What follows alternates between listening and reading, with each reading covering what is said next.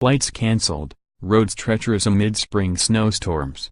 Minneapolis, hundreds of flights have been canceled and roadways are treacherous in several Midwestern states as a deadly storm system stretching from Gulf Coast to Great Lakes rolls across the central U.S., bringing heavy snow, strong winds, rain and hail. All flights were grounded Saturday at Minneapolis-St. Paul International Airport as a spring blizzard made it difficult to keep runways clear and planes de-iced. Nearly 470 flights were canceled before one runway reopened shortly after 10 p.m., according to a spokesman. Blizzard conditions also forced the airport in South Dakota's biggest city, Sioux Falls, to remain closed for a second straight day. The Minnesota Twins' home game against the Chicago White Sox was snowed out Saturday, marking the first back-to-back postponements of baseball games in the stadium's 9 seasons.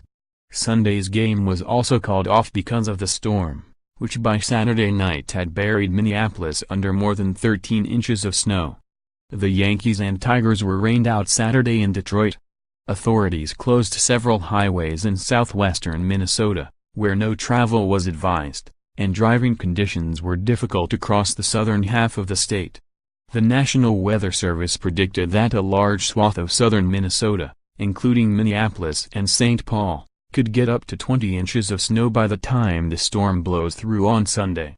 "It's a cool experience for me, the best Minneapolis experience," Nico Hilligman, of Aachen, Germany, said as he braved the snow Saturday to take a walk along the Mississippi River in downtown Minneapolis. "I'm only here for the weekend, so I guess that's how it goes. There's snow and it's cold. So it's good." The weather is expected to persist through Sunday in Minnesota, Wisconsin and Michigan before moving into New York State and New England. Up to 18 inches of snow fell in parts of northern Wisconsin, with another 14 inches expected by Sunday evening. Winds of up to 55 miles per hour caused blowing and drifting snow, along with ice shoves in Green Bay.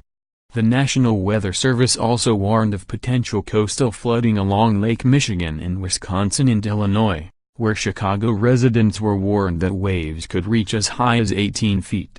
Snow and wind gusts of up to 50 miles per hour were whipping through parts of South Dakota for a second straight day Saturday, causing blizzard conditions that made travel all but impossible.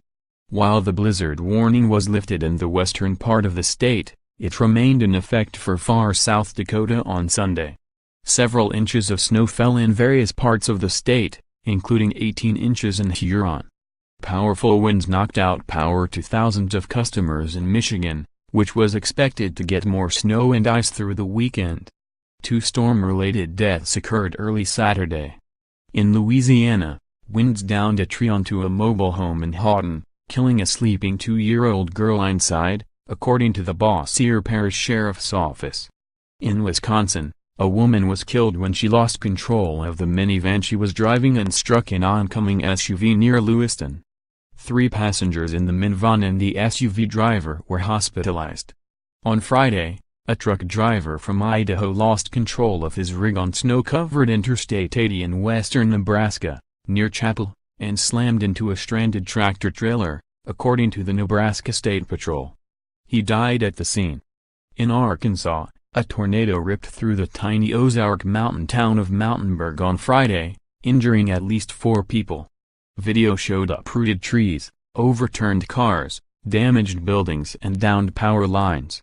Powerful winds also damaged several buildings at the University of Central Arkansas, though no injuries were reported there. The storm made its mark in Texas, where hail the size of hen eggs fell south of Dallas, according to meteorologist Patricia Sanchez. In Austin, fire officials said strong winds helped spread the flames after lightning struck and badly damaged 2 houses.